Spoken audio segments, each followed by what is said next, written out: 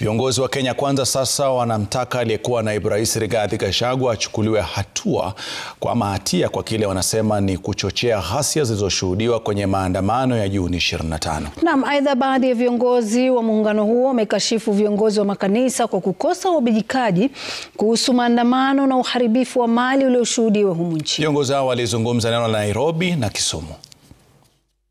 Hata kama tumekosa mtu ya kupigia kura na amepaki ule mtu ya ukabila, sisi hatutapiga Kenya kura. Wale wamechomekewa biashara zao tutarudisha, lakini wale watu 15 wamekufa, tutarudisha aje maisha yao? Tunaweza rudisha maisha? Hatuwezi rudisha maisha. Today there is somebody who lacks a child, there is somebody somewhere ambaye bwana yake amekufa ama bibi yake. We want to plead with our churches and our church leaders, please join us in speaking unity and uniting the people of Kenya. Sababu tukichochea watu kwa misingi ya vizazi, tuchochee watu kwa misingi ya mahali tunatoka, tuchochee watoto wetu waharibu nchi yetu na mali yetu, hatutasaidia nchi yetu.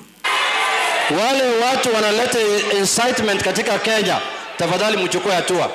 Tafadhali nimeomba. Kama sivyo tutarudi kwa kiwanja. Every criminal individual who participated in those criminal acts, we will follow the law and we will hold you to account.